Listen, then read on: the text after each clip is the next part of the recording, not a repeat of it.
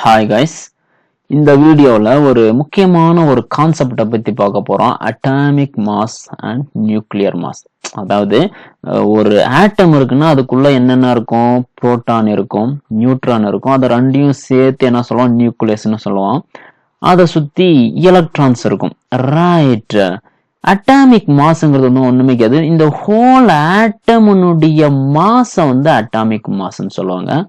Nuclear மாஸ்னா இந்த ஆட்டமுக்கு உள்ள nucleus இருக்கும். இந்த நியூக்ளியஸினுடைய மாஸை நியூக்ளியர் மாஸ்ன்னு சொல்லுவாங்க. சிம்பிள். இப்போ இந்த ஆட்டமுடைய மாஸ், நியூக்ளியர்னுடைய மாஸை நியூக்ளியஸ்னுடைய மாஸை எப்படி நம்ம அண்டர்ஸ்டாண்ட் பண்றது? ஃபார் எக்ஸாம்பிள், நம்ம கடைக்கு போறோம், சர்க்கரை வாங்குறோம்னா 1 கிலோ சர்க்கரை கொடுங்க, 2 கிலோ சர்க்கரை கொடுங்கன்னு கேட்போம். அதே மாதிரி ஒரு ஆட்டமை பத்தி படிக்கும்போது கிலோ கணக்குல படிச்சா it's quite difficult. For example நான் சொல்றேன், ஒரு ஆட்டமுடைய அப்ராக்சிமேட் சைஸ் என்னவா இருக்கும்னா 10⁻⁻25 கிலோ இருக்குமா அப்ராக்சிமேட்டா. ஃபார் எக்ஸாம்பிள், சம்திங் இன்டு 10⁻25 10⁻⁻25 கேஜின்னு சொன்னா ஒரு ஆட்டமுடைய அப்ராக்சிமேட் வெயிட் இந்த மாதிரி இருக்கும். 10⁻25 இது சாதாரணமா தான் தெரியும். ஆனா நம்ம டீப்பா பார்த்து எப்படின்னா என்ன அர்த்தம்னா, இதுக்கு 5க்கு முன்னாடி 24 சைபர் போடணும். இந்த மாதிரி 0 0.0000000 இந்த மாதிரி 24 0 போட்டு 5 kgன்னு சொல்லணும். அதாவது ஒரு ஆட்டம்னுடைய வெயிட்டை பத்தி நம்ம படிக்கணும்னா கிலோ கணக்குல படிக்கிறது இட்ஸ் டூ டிஃபிகல்ட். நம்ம எல்லா டைமும் கால்குலேஷன் போடும்போது 10⁻⁻25 இல்லைன்னா 0.24 0 போட்டு 5 kg அந்த மாதிரி எல்லாம் போட முடியாது. இந்த மாதிரியான டிஃபிகல்டிஸ் எல்லாம் நிறைய இருக்கு. இந்த டிஃபிகல்ட்டியை ஃபேஸ் பண்ணாதான் ஒரு கான்செப்டை இன்ட்ரோடியூஸ் பண்ணாங்க. அதாவது ஒரு யூனிட்னு சொல்லலாம். அட்டாமிக் மாஸ் யூனிட் அப்படிங்கிற ஒரு யூனிட்டை இன்ட்ரோடியூஸ் பண்ணாங்க. சோ இந்த அதாவது ஒரு ஆட்டம்னுடைய மாஸ், அதாவது அதனுடைய வெயிட்டை பத்தி நம்ம அனலைஸ் பண்ணும்போது அட்டாமிக் மாஸ் யூனிட்டை தான் நம்ம யூஸ் பண்ணுவோம். நான் சொன்னல 1 கிலோ சக்கரை 2 கிலோ சக்கரை அந்த மாதிரி. அதே மாதிரி ஒரு ஆட்டமை பத்தி படிக்கும்போது 1 atomic mass 2 atomic mass unit அந்த மாதிரி தான் படிக்கணும். சரி, இப்போ 1000 கிராம்னா 1 கிலோன்னு தெரியும். அதே மாதிரி ஒரு அட்டாமிக் மாஸ் யூனிட்னா எவ்வளவு கிலோ இருக்கும்? இந்த ஒரு விஷயத்தை நம்ம அண்டர்ஸ்டாண்ட் பண்ண ட்ரை பண்ணுவோம். இப்போ சொல்றாங்க பாருங்க, ஒரு அட்டாமிக் மாஸ் யூனிட்னா என்னன்னு சொல்றாங்க. இங்க இருக்கு பாருங்க, அட்டாமிக் மாஸ் யூனிட் பிராக்கெட்ல யூ போட்டிருக்கோம். யூங்கிறது ஒண்ணுமே கிடையாது. இப்போ கிலோகிராமுக்கு கேஜின்னு சொல்லுவோம். அதே மாதிரி அட்டாமிக் மாஸ் யூனிட்க்கு யூன்னு சொல்லுவோம். அட்டாமிக் மாஸ் யூனிட் ஷார்ட் ஃபார்ம்ல யூன்னு சொல்லுவோம்.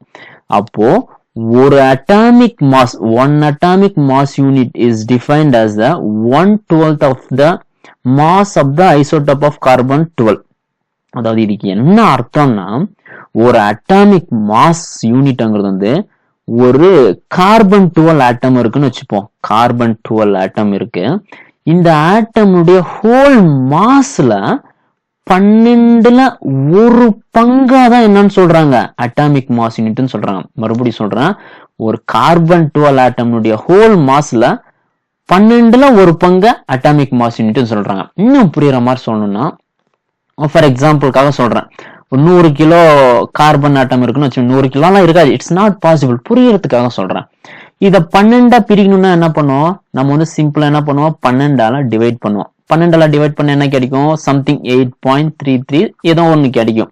அப்போ 8.33 12 முறை கூட்டினா 8.33 மாதிரி 12 முறை கூட்டினா நமக்கு 100 கிடைக்கும். சோ இந்த அதாவது 8.33ங்கிறது இந்த 100ல 12ல 1 பங்கு. கரெக்டா? இந்த 8.33ங்கிறது தான் ஒரு அட்டாமிக் மாஸ் யூனிட். இப்படி சொல்லக்கூடாது. நம்ம ஒரு ஆட்டமை பத்தி படிக்கிறது ரொம்ப ரொம்ப சின்னது இல்லையா? அப்போ ஒரு கார்பன் ஆட்டம்னுடைய ஹோல் மாஸ்ல 12ல 1 பங்கு தான் அட்டாமிக் மாஸ் யூனிட்னு சொல்றோம். சரி, இது நம்ம எப்படி அண்டர்ஸ்டாண்ட், அதாவது இதனுடைய வேல்யூவை எப்படி அண்டர்ஸ்டாண்ட் பண்றது? நான் என்ன சொன்னேன், 100 கிலோ இருக்குன்னா அதை 12ஆ பிரிக்கணும்னா 12ஆல டிவைட் பண்ணணும்னு சொன்னேன். அதே மாதிரி ஒரு கார்பன் ஆட்டம் இருக்குன்னா அந்த carbon 12 mass of the carbon 12 atom இருக்குன்னா அதை 12ஆ பிரிக்கிறோம். 12ஆல வகுக்கிறோம். we can divide by 12. அப்போ நமக்கு தெரியும் ஒரு கார்பன் ஆட்டம்னுடைய மாஸ் நம்ம படிச்சிருப்போம், பீரியாடிக் டேபிள்ல இருக்கும். 1.9926 into 10 power minus 26 kg. இதை வந்து 12 டிவைட் பண்ணா நமக்கு என்ன கிடைக்கும்? 1.660 into 10 power minus 27 kg அப்படின்ட்டு ஒரு வேல்யூ கிடைக்கும். அப்போ ஒரு அட்டாமிக் மாஸ் யூனிட்ங்கிறது வந்து என்னது? 1.660 into 10 power minus 27 kgலாம். இது வந்து எப்படி எழுதலாம்? இந்த டேர்ம் வந்து பாருங்க, இந்த 1க்கு முன்னாடி 26 சைவர் போடணும்னு அர்த்தம். 0.0000260 போட்டு 116 kg அப்படின்னு எழுதணும். இந்த ஒரு காம்ப்ளிகேட்டடான விஷயத்த சிம்பிளா மாத்திட்டாங்க பாருங்க. 1 அட்டாமிக் மாஸ் யூனிட் இவ்வளோ கிலோ சேர்ந்தது, இவ்வளோ ஒரு அட்டாமிக் மாஸ் யூனிட்னு மாத்திட்டாங்க. அப்போ ஒரு அட்டாமிக் மாஸ் யூனிட்னா 1.660 into 10 power minus 27 kg. இதெல்லாம் ஓகே சார், ஏன் கார்பன் ஆட்டமை சூஸ் பண்ணாங்க, வேற ஆட்டமை ஏன் சூஸ் பண்ணக்கூடாது அப்படின்னு நீங்க கேள்வி கேட்கலாம். ஏன்னா இதுதான் வந்து எல்லா பொருட்களிலும் இருக்கக்கூடிய ஒரு ஆட்டம், காமனான ஆட்டம்னு சொல்லலாம். அதுவும் இல்லாம இதுலதான் வந்து என்ன சொல்லுது, 6 புரோட்டான் 6 நியூட்ரான் இருக்கும். இப்போ இது வந்து கார்பன் ஆட்டம்னு வச்சுப்போம். இது வந்து ஒரு கார்பன் ஆட்டம். இது ப்ளூ கலரா இருக்கிறது வந்து என்ன சொல்றது, ஒரு புரோட்டான் வச்சுப்போம். ஆரஞ்சு கலர் வந்து நியூட்ரான் வச்சுப்போம். அப்போ ஒரு கார்பன் ஆட்டம்குள்ள 6 புரோட்டான் 6 நியூட்ரான் இருக்கு. நமக்கு தெரியும் மாஸ் நம்பர்னா என்ன, AXZAன்னு சொல்லுவோம். இது வந்து atomic number, mass number. Mass number என்னது, number of protons plus number of neutron வந்து மாஸ் நம்பர்னு சொல்லுவோம். அப்போ இதுல 6 புரோட்டான் இருக்கு, 6 நியூட்ரான் இருக்கு. மாஸ் நம்பர் என்னது, 12.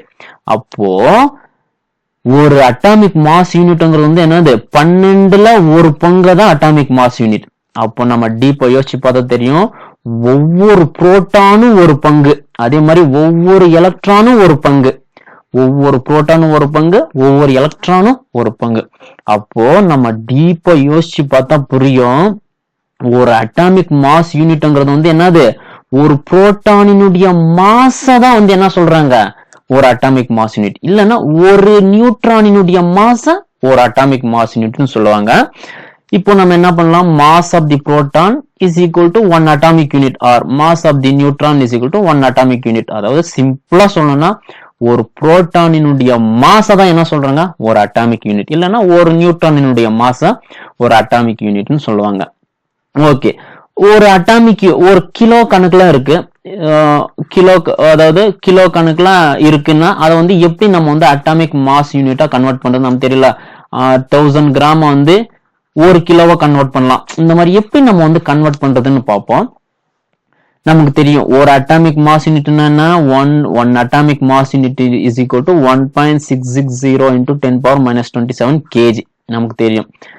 இது வந்து எதுக்கு எதுக்கு ஈக்குவலா இருக்கிறோம், mass of the proton and mass of the neutron ரெண்டுக்கும், அதாவது மாஸ் ஆஃப் தி புரோட்டானுக்கு ஈக்குவலா இருக்கும், இல்லைன்னா மாஸ் ஆஃப் தி நியூட்ரானுக்கு ஈக்குவலா இருக்கும். இதை வந்து எப்படி வந்து கிலோ கணக்குல இருக்கு எப்படி அட்டாமிக் மாஸ் யூனிட்டா கன்வெர்ட் பண்றதுன்னு பார்ப்போம். இப்ப நம்ம வந்து எக்ஸாம்பிள் புரோட்டானே எடுத்துப்போம். ஒரு புரோட்டானினுடைய மாஸ் என்னது, எம்பின்னு வச்சுப்போம். ஒரு புரோட்டானினுடைய mass 1.6726 into 10 power minus 27 kg. அதாவது இதுவும் ஒண்ணுதான். ஒரு எக்ஸாம்பிளுக்காக கன்வெர்ட் பண்றதுக்காக நான் சொல்றேன். இப்போ இத வந்து என்ன பண்ணும், அட்டாமிக் மாஸ் யூனிட்டா கன்வெர்ட் பண்ணணும். MP, அதாவது mass of the proton is equal to, நம்ம இதை வந்து 1.6726 அது அப்படியே எழுதிப்போம், 10 power minus 27. இதை வந்து அட்டாமிக் மாஸ் யூனிட்டா கன்வெர்ட் பண்ணணும்னா சிம்பிள், இந்த வேல்யூவை ஒரு அட்டாமிக் மாஸ் யூனிட் எல்லாம் டிவைட் பண்ணிரும். ஒரு அட்டாமிக் மாஸ் யூனிட்ங்கிறது என்னது, 1.660 into 10 power minus 27.